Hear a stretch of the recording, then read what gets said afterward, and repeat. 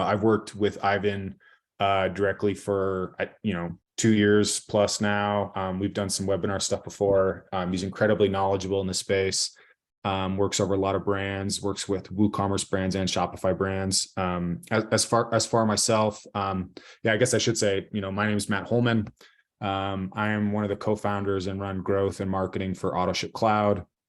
We are a subscription plugin that focuses on just really great, flexible subscription experiences. So we spend a lot of time doing research on what works and what doesn't. And since one of the most important pieces of retention is actually great acquisition, that's why Ivan is here talking with us today. So just to give everybody a little bit of an overview of what the format looks like for our event today, Ivan's going to kick things off and tell us a little bit more about himself, as well as just some really interesting opportunities he's seeing in the space, things that he's done directly with his brands.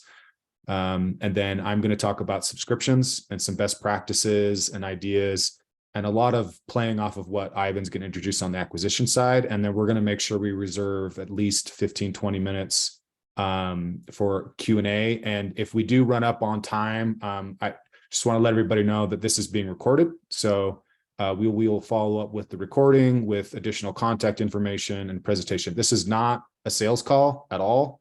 We're just going to talk about stuff that we're seeing that's working or not. And that's pretty much it. So with that, Ivan, I'd love for you to talk a little bit more about your background and what you've been working on. Thanks, Matt. Hi, everybody. My name's Ivan, and I have the pleasure to be the CTO of I Heart Dogs and all the brands that we have, K9, I Heart Cats. And I've been also privileged to work with a number of brands with consulting and just technical projects as well. It's CBD has been a great category for us, for one of our brands, K9 specifically, but also for I Heart Dogs.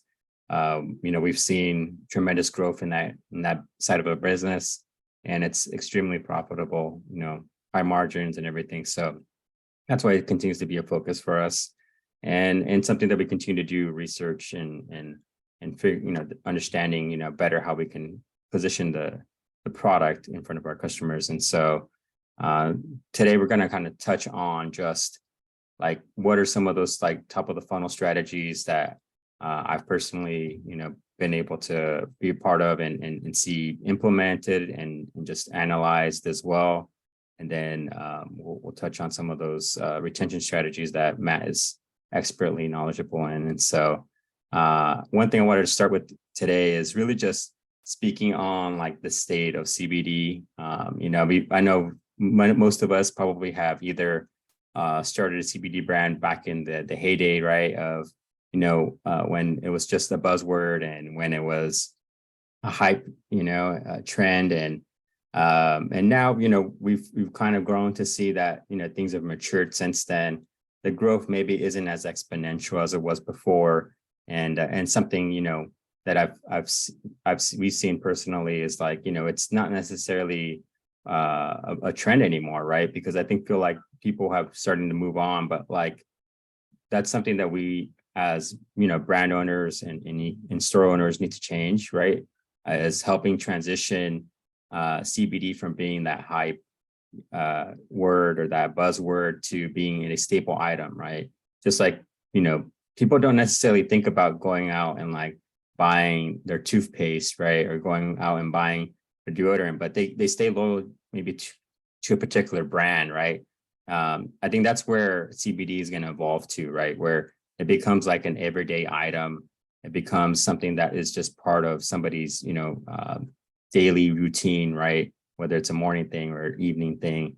And specifically even for pets, right? So for dogs like K9, we focus on pets. How do we take it from just being more of like a end of life product to treat maybe some pain symptoms or some discomfort in a pet's life to it being something that's, used earlier on in the stage's life, like of a pet. And so, because there's benefits to CBD and that's something that we try to focus on as much as possible is how do we communicate and teach, customers from even the first ad they see that, CBD is beyond just a buzzword, but there's actual true benefits to utilizing it and backing that up with evidence, right? Because there's scientific research out there already that has been done around CBD usage and how it does bring about real changes. And so yeah, that's where I kind of wanted to set the stage for us and hopefully get our minds thinking about like, how can I do that with my brand, whether it's for people or for pets? How can I, start moving my product from being just CBD, but to more of a staple product, right? Where we focus maybe a little less on just the term CBD, but actually focus on the benefits and the health benefits of it. And so, and how that can really be used throughout the day. Acquisition. I know Matt and I have been talking about, just subscriptions a lot, in the past, but, acquisition is definitely something that we are going to need, right, to be able to feed the machine, right? Like to feed more people into our brand and into our funnels. And so something that at K9 that we've done in the past and continue to do that we've introduced last year was a free trial. And sometimes, it kind of feels scary to like, position your product and give it for free to people, right? But we found that to be fairly successful. I mean, we've generated over 1,000 new customers through that free trial program, and we've seen like about a 40% retention rate from that program as well. And the way we position it is like the product is free, but it has to be put on subscription to receive that free offer. And so most of the time people will remain as, they'll keep their subscription going even after that first free trial because they see the benefits. And we've tried this in a number of ways. We've done this with trial size bottles to, trial size, chews to full-fledged, full-size products. And that the best application we've seen in that case has been the full-size product, because oftentimes it's hard to get the benefits of CBD usage, especially with pets, with just a small amounts of that CBD. Usually, especially with like larger dogs, you have to give a little bit more to be able to even see any kind of the benefits that you would see with CBD usage. And so that's something that I feel like a lot of brands could utilize, especially if you have the margin for the product. And if you don't, go and work with your suppliers, go and negotiate, because the cost of CBD has definitely been on the decline, and there's room there to be able to just negotiate and continue to improve your margins to make that a possibility. But I think that whole idea about giving people a free trial is to get over being skeptical over the product or skeptical over CBD. So I feel like, there's probably been a lot of brands, or a lot of companies out there pushing CBD that maybe didn't have the full like CBD product in their product, right?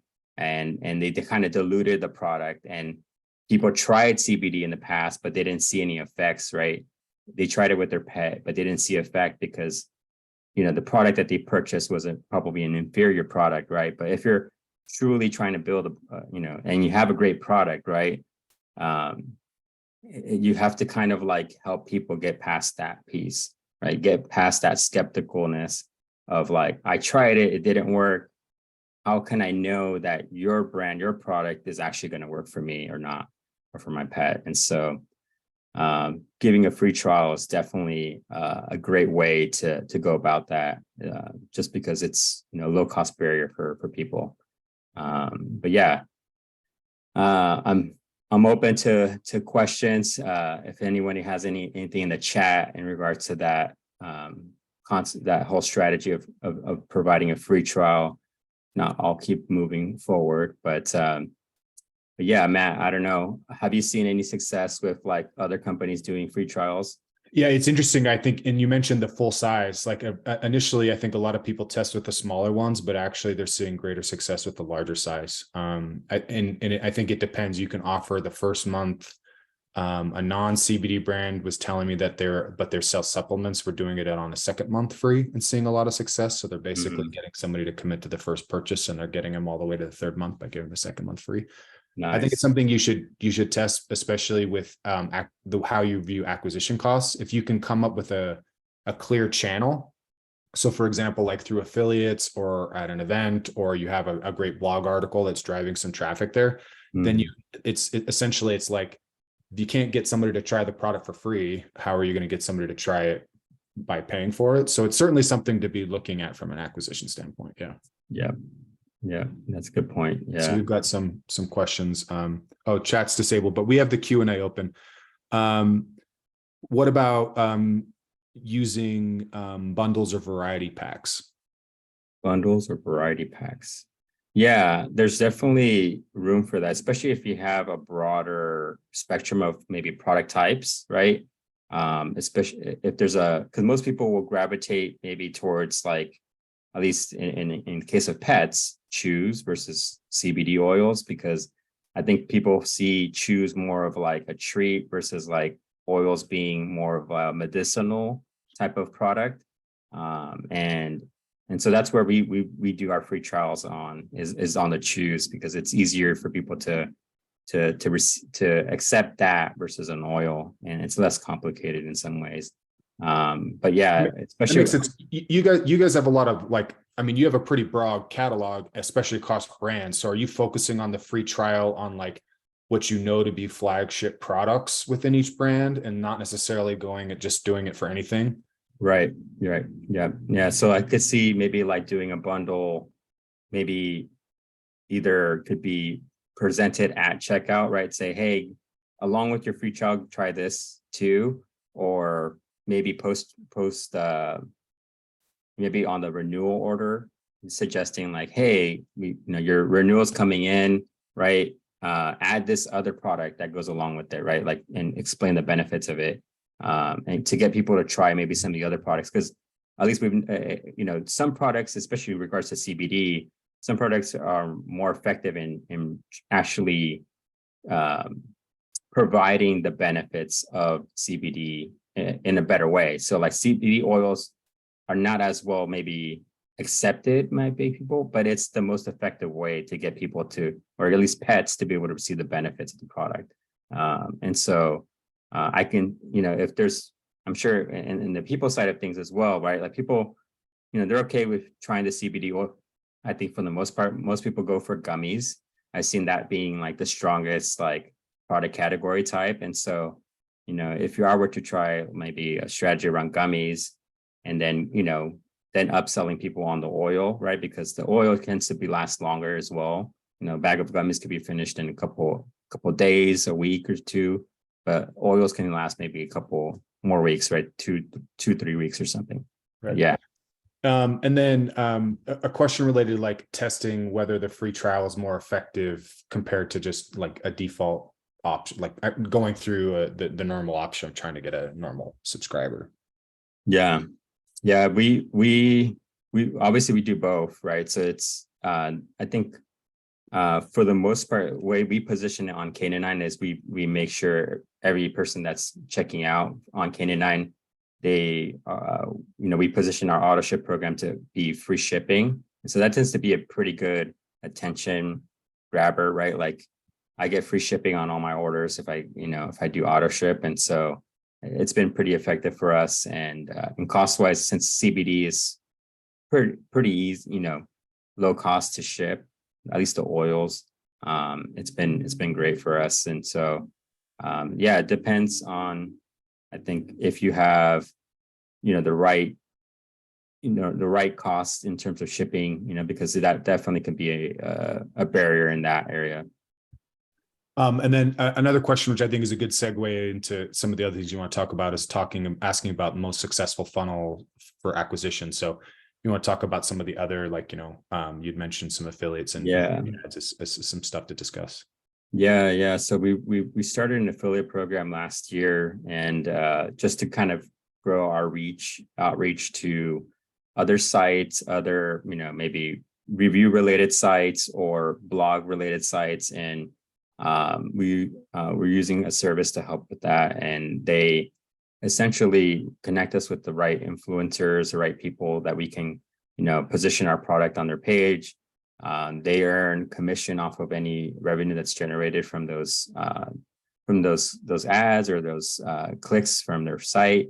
And it's been great. I mean, it's definitely a slower moving process, but like it kind of gets around that barrier of like, it's hard to push a lot of ad dollars like on Facebook or Instagram, right? Or, like, because it's complicated, right? Like paid ad channels for CBD, it's not easy to maintain the wear and tear. It's like one day you put up an ad, the next day they take it off, right? And then you have to go through and get it whitelisted, and then, all this stuff. And it's a hassle, but you have to do it. You have to continue to bring in more people into your funnel, right? When you Just so mentioned that using a service, or is it like a software? Because I know there's a lot of different affiliate apps and platforms out there, or is it like a agency service that it's an agency. Yeah, it's an agency. I'll have to get the name of it, but yeah, it's they're great guys. They help connect essentially. It's not so much software based, but yeah. Okay. So it's a little bit more of a natural, like they're doing outreach for you, connecting you. Right. I like that. That sounds good. Yeah, paid ads. Now you teased a little bit of this on the ability of like there are paid ad avenues, and I know Google has said that they're going to start opening things up a little bit. But I'm curious what kind of strategies you've been using in the paid ad front with Yeah. and others. Yeah, for sure. I mean, we do our best to run Facebook ads and run them at a good ROI.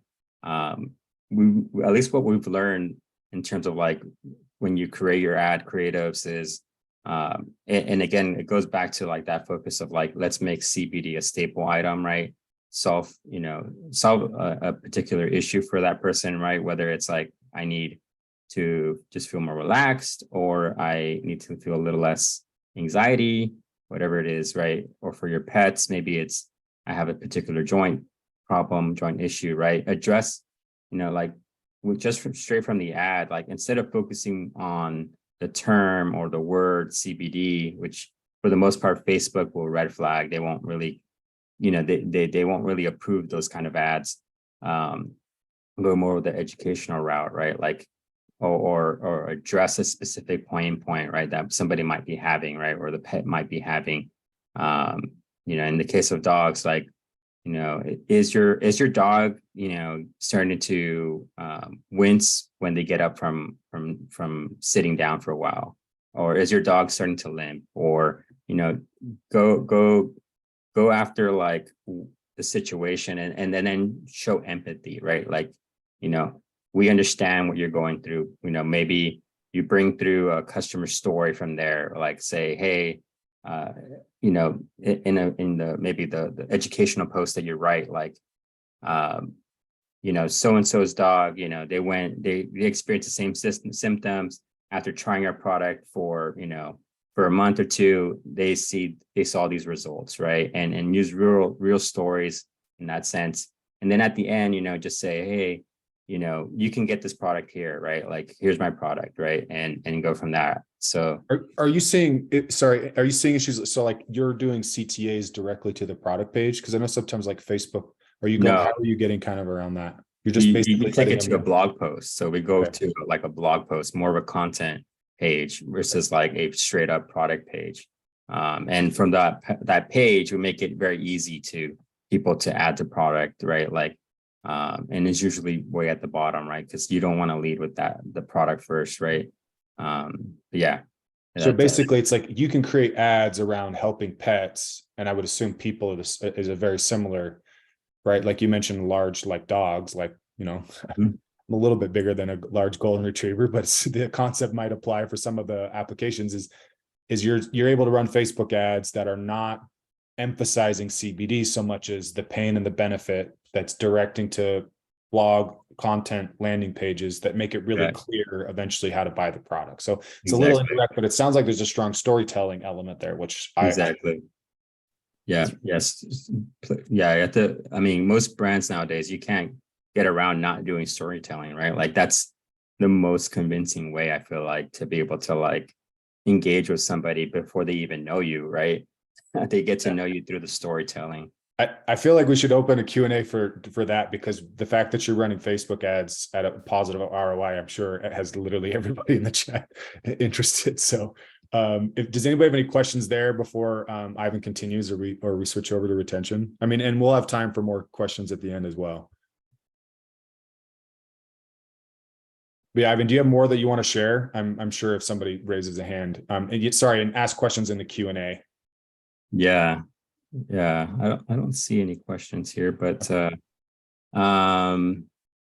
yeah, in terms of like, I think there's the opportunity, like we talked a little bit, like Google potentially opening up pretty soon the option to be able to like actually advertise CBD through paid search ads. I think that's a great opportunity, especially if you have, topical products. That's generally the most accepted type of product, in the market right now, especially for people, is anything topical related. And so if you are, if you have that product for people, I would definitely be getting your site ready, getting your strategies ready for when that comes, because that's going to be a great opportunity. Something that I did look up recently, and it's interesting, is overall Google search traffic for CBD has kind of waned since 2021. Back in the heyday, but it's still very consistent, which is great, right? Like we want people to still look for CBD, but now it's like, okay, how can we take maybe some of our ad strategies around search, around, talking to a person's pain point, talking to the pet's pain point, and going after that in search, paid ads, right? Like, and there's a whole realm of there, right? That I think it's going to be, great for especially for anyone that's running topical ads or topical products right now. So yeah, that's something that I wanted to kind of throw out there in case somebody didn't know that already. Yeah, Miles had a question, and I just wanted to clarify a little bit too. Miles was asking about the process of getting whitelisted on Facebook, like how long that takes. And I do want to point the difference between whitelisting is often applying, meaning you're using somebody else's ad account, or like say an affiliate ad account, versus also using your own ad account, but having it be like, who are you running those ads under? Is it running under Canonine's ad account, Facebook account, or are you using partner ad accounts to do We're using that? Canonine's ad account. Yeah, we work directly with our Facebook representative to make sure that we get the whitelisting that we need. The problem there is, again, like ads can get shut off just because, right? And oftentimes it's because some kind of algorithm, right, that's just turning things off. So it requires a maintenance. You have to go back to your rep, or, like let them know like, hey, these ads got shut off, please get them back on, right? They'll review it and then they get them back up in the next day or two. So it's definitely building a relationship with somebody, on the Facebook ad side of things, and just working with them. We've been, we run probably a couple $100,000 in ads every month, through all of our brands. So, that's something that isn't too difficult for us to be able to reach out and find somebody. But I think for smaller brands, it's probably, it's going to be a little bit more difficult, but like, just keep pushing, like it's available. Everybody can get whitelisted. And yes, it's going to be sometimes difficult to get when you get your ad shut off, but that's part of like having multiple strategies. Like if you're banking on just Facebook ads, or like, then you're probably going to struggle, right, in your business strategy, for acquiring new customers. But it just has to be one of the pieces, right? And you have to try these other strategies that we kind of talked about. One I didn't touch on, but I know you referred to it earlier, Matt, was like quiz strategies, right? Like touching on like that specifically, right?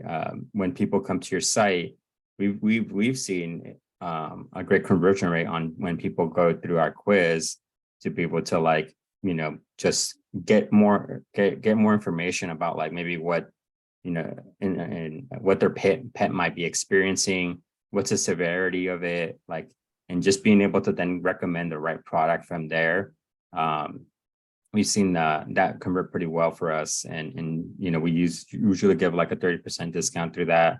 And but yeah, in terms of like being able to acquire new people, that's been pretty effective for us. And so I think doing that for people as well would be something that I think would just help guide people through the buying process, because most people don't know what's going to be best for them, right? Like they're going to see oils, they're going to see maybe gummies, or they're going to see some kind of topicals, and if you leave it up to them to decide like what they should get, and oftentimes people are just going to get they're going to get stuck, they're going to feel frozen in that decision-making process. Yeah, one more question related to like Google's announcement is saying that they'll accept ads for topicals, like you mentioned, if you're certified through Legit Script. Do you have any insight on that process? Yeah, we're looking into that ourselves. We've been looking at just like getting whitelisted already through Legit Script, because that's something that we would love to have already in place. It's probably a little daunting, but yeah, I think this is part of running a CBD business, right? Like we have still, a product line of, we have this product that isn't quite yet accepted on, through the FDA, and ad platforms don't really know what to do with it, and we just have to deal with it right now. Yeah. until we get past this. And so I would, cracking the door open, but it's still not easy. Yeah, you have to crack the door open, man. It's like I wish it was easier for us, but I mean, we have to continue to do what's necessary, right, to grow our businesses. So I was gonna say, we're talking all this topicals. Melissa Dugan from Farbstrong's here on the call, and I used her topical this morning, actually. So on some of my joints that I use for running. So I just want to give a quick shout out for a brand that I love. that's awesome. Okay. Yeah, let's do a quick transition over to the retention side of things. Yeah. I think this has been really great so far, and we'll maybe breeze through some of this, and then that way we can still have some more time for questions. Let's see. Sounds good. I think I'm right here. You can see I was looking at the Canonine site. Okay, can you see this okay, Ivan? Is this showing up all right? I can see it. Okay, let's go presentation mode, and then all right. Okay, so just kind of getting to this, I think, subscriptions often feel pretty obvious on why people should do them, but I do like pointing out a couple of really like key points to keep in mind when we're thinking about what makes subscription programs like a good thing to pursue. And the first is thinking about it from an engagement opportunity, right? This isn't just like a recurring revenue strategy of getting somebody to sign up for like, a gym membership and they're forgetting about it. This is about finding greater engagement with your customers, potentially with your best customers that love your brand, your product the most. Subscriptions have obviously predictable revenue, but they also allow for a more profitable customer. So not only do you get a higher LTV over time from month to month as people are buying your product more frequently, that can offset acquisition costs, but you actually get an opportunity to create a more engaged audience that is going to be more open to upsells, trying additional products, and the release of new products. As a quick aside, just as a very funny example, I have an endurance product that I order from somebody. They released a skincare line. I don't usually buy skincare online, and I tried it because I liked their other product so well, even though they were so disparate in their applications and uses. And so for CBD, we're talking a big opportunity here for talking about getting people from on gummies, trying something oil, talking about focus, sleep, anxiety, all the different uses and applications and different products you're able to offer. Okay. And forgive me for getting talking a little too fast. I will slow down when on some of the important stuff. But I think one of the things that makes subscriptions really difficult is, whether you're on Shopify or WooCommerce, it seems really simple that you should just be able to add an app or a plugin and set things up and running, and it's just super easy. But obviously, that is not always the case. We can run into limitations, especially with CBD brands, on what payment gateways are accepted or not. If you're on Shopify or on WooCommerce, what apps work best for your business. And then also there's the active management portion, right? People want to make changes. There might be updates you need to make. I know with states regularly updating legislation, what products you're able to offer or sell in different states are regularly changing, right? And so you need to be able to update your catalog and update your customers. There's also often a lack of true data. It's hard to know, like there's a question earlier around how do you know if one offer worked better than another, right? To get somebody on a subscription, or the idea that, maybe you threw a 30% discount at somebody when a 15% discount would have worked, right? So there's a lot of difficulty in that space. And of course, with subscriptions, people are going to cancel, and maybe they cancel before you've made back that acquisition, the cost of acquiring them, or just trying to figure out why they canceled and what you could have done to keep them on better, right? And again, I mentioned discounts, which can be difficult, right? You feel like you're giving away the farm to try to keep somebody on a subscription for longer. And I just want to stay cognizant of any questions that come up. But okay, so I think just kind of an overview of what I think makes a really effective program now. At AutoShip Cloud, we have several hundred customers using our program, and we have over close to 40 CBD brands that are using it. So we pay a lot of attention into what works and what's not working. And we work directly with a lot of these customers on how they should launch and scale, right? So a lot of this is coming from several years of best practices and mistakes that we've seen. So I think one of the most important things is to understanding your current acquisition strategy. And as a great example here, say Ivan used the example of Facebook ads going to a content piece. And so say we're talking about a CBD article that's related to helping people with stress or anxiety. So looking at a great subscription program would have a product page and a notification drip series after the fact that is emphasizing the benefits of how this product helps with anxiety. It's understanding that somebody that's coming in is looking to offset anxiety issues. And so when we're looking at all the different touch points for a great program, without getting too complicated and without trying to reinvent the whole marketing wheel, we want to keep in mind that we're acquiring people who read an article that care about reducing their anxiety and believe that this product can do that. So understanding how you're acquiring customers can make a big difference in how you retain those customers, which we're going to get into. And so another thing, a mistake I see a lot of brands make is they make things really, really complicated, right? So, Ivan mentioned that they have tons of different products, but they focus on a certain leading products when they're looking at testing offers. So you don't want to make things too complicated. You don't want to try to do that giveaway program with just any product you have under the sun, or for any affiliate or anything. You want to look at just focusing in and figuring out what works or not. And I've got some great examples of that coming up too. And then looking at great offers, you want to think about price, copy on the product page, and other bonuses. And Canonine's that got a great example that I'm going to show you too. So, and ultimately, I think a great subscription, like the theory, strategy, all your tactics should be geared towards trying to find the most valuable customer. Is it somebody that needs help with anxiety? Is it somebody that needs help with sleep? Is it somebody who's training for a marathon and they're dealing with sore and aching muscles? Identifying who that person is really the goal of this, so that you can go back and retool your acquisition efforts to acquire customers that you're going to be able to retain profitably. And information gathering for all this is going to be absolutely critical.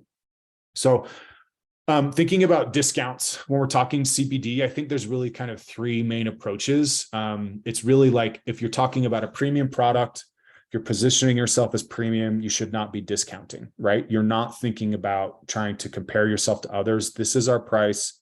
This is the reasons why, going that. The middle road or the match road is thinking about, we are premium, but we're also being compared to a lot of other people that are pricing around this area, and we don't want to lose on price, so we're going to be matching. And then the low road is and not to disparage that, is just the idea of you're going for a lower price point, you're trying to acquire customers quickly. And so how all of these kind of thinking about how these all play into retention, the high road, the higher price means your conversions, you're not going to convert the same as somebody who's offering a lot of discounts. But your retention in theory should be a lot stronger because you're acquiring a more quality customer that's willing to pay more for your product. Middle of the road, you're going to have some interesting issues related to what other types of offers and what other types of things you can do to enhance the customer experience. And if you're talking about discounting or lower prices, you do run the risk of people leaving for a better special that they see somewhere else, and people aren't going to be as product sensitive in that category as they are. Yeah, I was going to touch on that a little bit too, because there's with AI, right, being the talk of the town everywhere, right? There's tools now coming out where it's like they'll actually help with your pricing strategy, right? And you can do dynamic pricing strategies with AI. And since we're focusing on content first, right? Most of the time from our ads, maybe even our emails, right? Like that's interesting strategy because you don't really lead with people saying, "Hey, buy this CBD product for $10 or $20 or $30," right? It's like you just focus on the pain point, and then when they get to the page, they might see different pricing because maybe the AI tool is going to be like, based off of where they came from. You might try different strategies there. So it's just just be.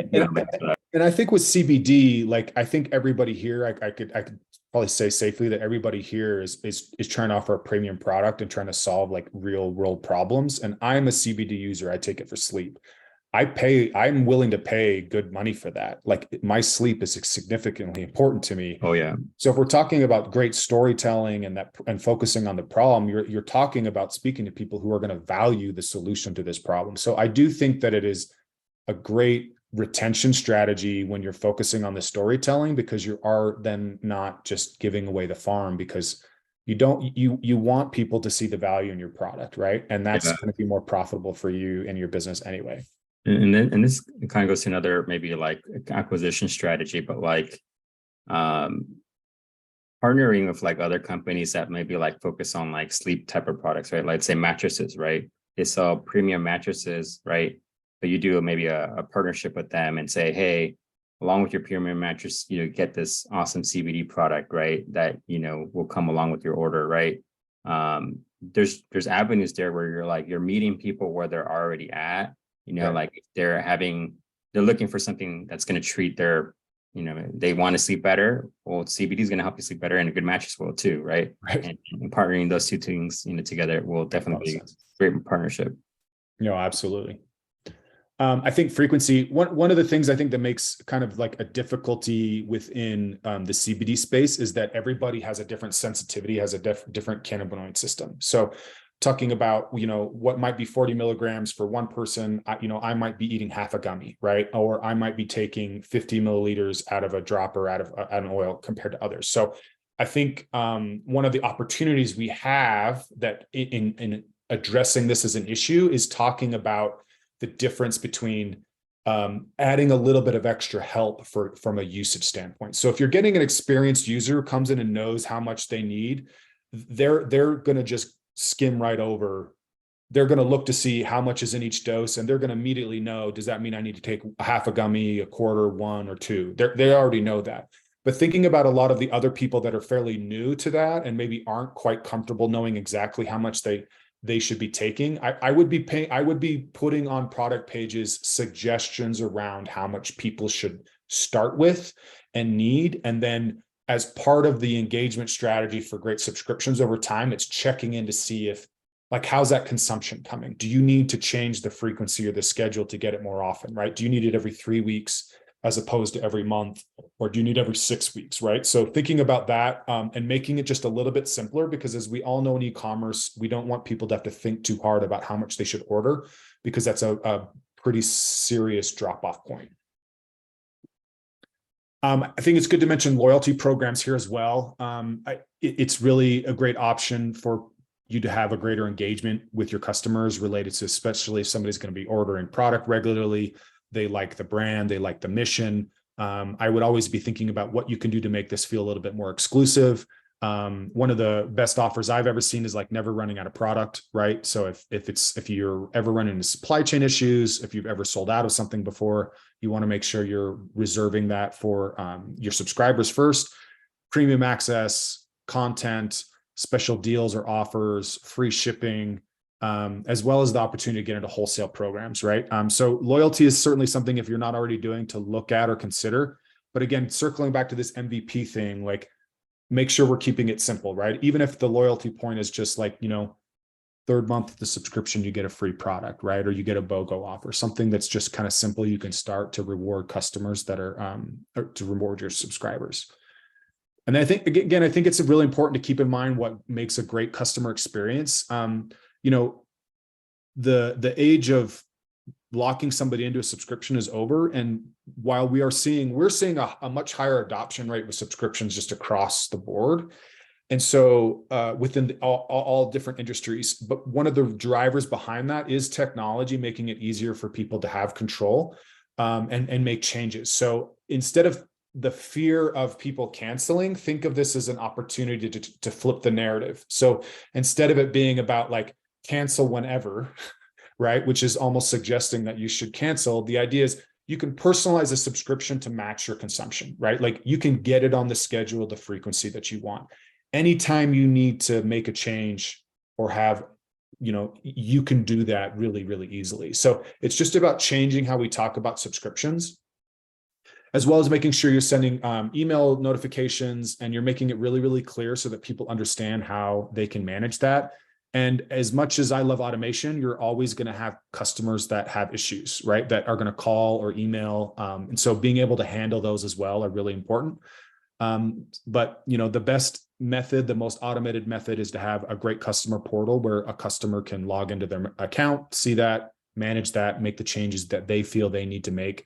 And that way it automates everything for you and you don't have to worry about that, as well as it also then tracks data for you on usages. So, and I mentioned information gathering. I do think that this is something that isn't done enough. And a lot of the brands that I work with, there's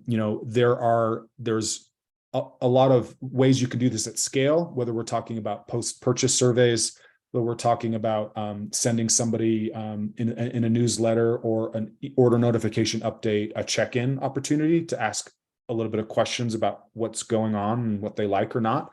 And of course, when you get complaints, right, you're going to learn more about what's maybe working or not for people. But I do think there's also something that should be said for like in-person engagement, right? Whether that's a phone call, whether you're at an event, being able to talk to people that are using the product and asking them how things are going, what they like, what they don't like. One of the biggest things I think should be asked by every brand is an expectation. Like, what did you think was going to happen when you bought this? Why did you buy this? And so while it might be obvious somebody buys CBD to address their anxiety, is it the person thought that they would be able to be a public speaker because their anxiety was gone versus somebody who just wanted a little bit to take the edge off? And that affects how we do retention and engage with those customers, is learning that. And this also includes like getting into churn reasons, right? Like, was it too confusing? Did I have too much product? Was it too expensive? Like understanding those reasons are really, really critical, which I'm going to get to in just a second. And then from the technical side, reasons for order failure. Sometimes customers will say they'll take out all the product out of their subscription, so the order doesn't process. A credit card might fail. So being able to understand what's happening within your own system and addressing those are important as well. So just thinking about scale, and I want to get through a couple of really important things here, so we can still have some time for more questions. Really, I like to call it a subscription flywheel. So we set up an MVP and we start collecting data on what's happening. And then we're paying attention to where we're seeing friction points, but also where we're seeing opportunities. And then we go back and we start to improve and iterate the program and tie those two things together. So a couple of things here, and I'm going to provide these slides to everybody, is I think from a conversion standpoint, we can always work on how we talk about the program. For example, New Leaf Naturals has a subscribe and save program that goes into the benefits. You can think about pop-ups or things that Twirl open to talk more about the program and what offers are available. Should always be testing copy and messaging on the page. What can we do, especially to convey a stronger message related to what our product does, including reviews. I've mentioned explaining usage, but also testing. I think something that's, yeah, so basically getting into what we can test or not. So I want to show this example right here. Nope, I want to keep sharing. I just didn't want to do it with the, let's see. Sorry, let me just get this window back open.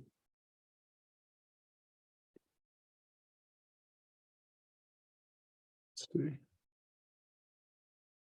Yeah, something kind of touch on the customer experience side of things. We're looking at and going to be playing around with is offering a chat service that will be like 24/7, powered by like an AI service agent, and it's pretty incredible what they're able to do now with these things, and what kind of information you can provide to the chat agent, and then actually provide contextual responses to people Right. while they're on their site. And so that's something to think about. I think, especially with, a consumable product, people are always going to have questions like about maybe their usage or things of that sort. So yeah, it's something that to play around with. Absolutely. Yeah, so I was looking at this and I asked Ivan's permission to do this, because basically this is his site, and there's multiple things here that I think are worth pointing out as some interesting opportunities. So first, I love this kind of preview, actually, product preview. I think this is pretty clever. You hover over a product and it defaults to this graphic that, promotes increased mobility, sense of calm, helps with allergies. There's a few things on their product page I kind of wanted to point out that I think are really interesting. For one, they have a drop down here for a quiz, which is a great way to engage more with people, especially if somebody's looking to solve a problem. They want to find the right product. And I think this is specifically like really useful in the CBD space because there are so many different applications for the product, right? And then one of their missions is feeding shelter pets. So that's loud and clear, the fact that they're reminding people of their mission, as well as this sign up for auto ship and get free shipping. So they've altered the text here so that it includes part of the offer, so that the offer here is like that. They're emphasizing their money back guarantee, the availability. And then let's see. Do you have a pop-up? Where's the pop-up for the Might probably remove that. Oh yeah, that's probably right. They have a really, really cool pop-up as well, that shows kind of the benefits of the program. I wonder if I can get it on another product, because I think I was pretty impressed by it. See if I'll get something else. Maybe this one.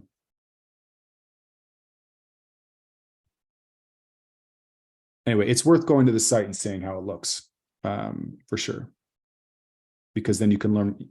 It basically does the same thing that I mentioned on Newleaf, where it shows basically the benefits of the program. So thinking about that, when we're looking at what we can test, we want to test initial price, right? If raising or lowering the price actually can increase conversions, as well as running specials. So if you say your core products are worth $50 and you are normally running a 10 or 15% discount, for Memorial Day, you could double that discount, right? The idea is, while you might give away a little bit more of the discount, if you can acquire customers at a higher conversion rate, at a better conversion rate, and then looking at how those customers perform from a retention standpoint over time, you still might lose some people on churn, but the idea is if you can acquire a larger group of customers that can still be profitable over time, then the strategy can be effective, right?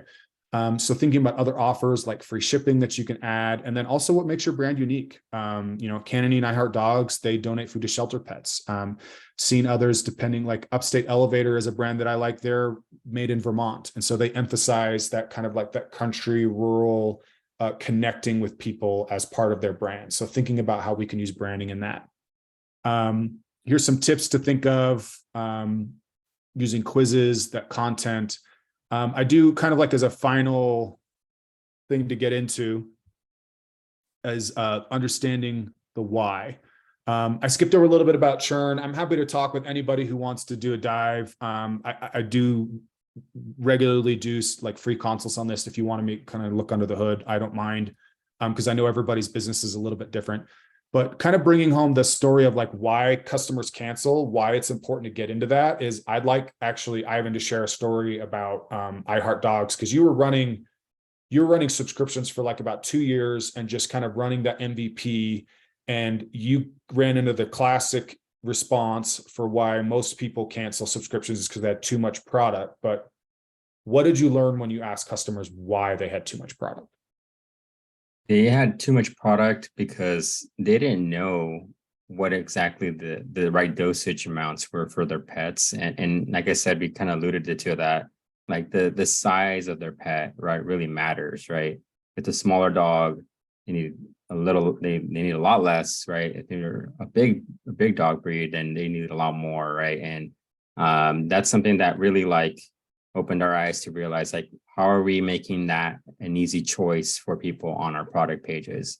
Are they, when they're buying the product, like, how are we engaging with people on that side of things? And so we in this example here, you can see, we allow people to basically start with the dog size first, right? Are they buying for a smaller dog, mid-size, or large dog? And then from there, okay, present the different pricing options, right? Whether it's for the 1 bag option, 2 or 3 bag, and then do the frequency or the subscription option. And people can choose whether they wanted to be on subscribe and save, or choose to just do a one-time purchase. And we did see a considerable conversion lift from doing this particular page, just because people were people were staying longer as subscribers, because they understood, like, this is the right amount of product I need for my dog, right? And then two, it's like we wanted to make it so that it just for new customers, they understood that actually goes into consideration as to how much product you really need. And so yeah, I've got two final points I want to make, and one is the importance of getting the whys. A company here in Utah that's growing really fast with subscriptions, they had a similar issue. People had too much product, and they're selling a supplement. But the issue they got into was the why was that people weren't using it because it wasn't a habit for them. The product was new, like it was a new type of thing to use. And so they were about to start throwing more discounts and gifts to try to get people to stay on the subscription longer. But when they realized that, hey, it's actually because people don't know aren't creating habits, they went back and started emphasizing content and UGC related to the benefits of regular usage and how long it takes to see changes. And so they invested in that, and their churn has dropped considerably as well, doing that focus. It's understanding the why behind why people are leaving and addressing those. And my final point comes down to flexibility. I think when we're talking subscriptions, I think it cannot be stated enough, the benefits of letting customers have more control. Yes, some people will leave when they can cancel, but the people that start to engage more with your brand, this is data we've seen directly from our platform. When a customer changes just the schedule or the frequency, basically how often they get something just once, that's a $65 higher LTV on average. When they make 3 schedule changes, it's over a 200% LTV. And for people that are willing to swap out products or add products, you're going to see, and they do that 3 times, you'll see a 600% higher LTV. And the idea here is basically that when you allow people to engage and personalize the subscription so that it works for them, they stick around longer. And so that's why I said at the beginning, you want to find opportunities to engage with your best customers, understand why people are buying and why they're subscribing, and focus on going after more of those people, because they're going to be more profitable for you in the long run. So that's everything I'm going to share these slides. There was a lot more in there with some different retention stuff, but I want to be, we've gone a little bit long anyway. So do we have any more questions right now? Again, I'm going to follow up with the recordings, contact info for Ivan, if you'd like to connect with him and ask him questions, or myself. But realistically, if anybody has any questions related to acquisition, subscriptions, or anything, now would be the time to ask. And I'll give time for anybody typing right now. Anyway. I would say some other interesting retention ideas, I think, is how you would think about upsells. Upsells right at the post-purchase point are pretty popular, but I think it's also important to think of, start paying attention to when you're getting your best opt-in time from a timing perspective.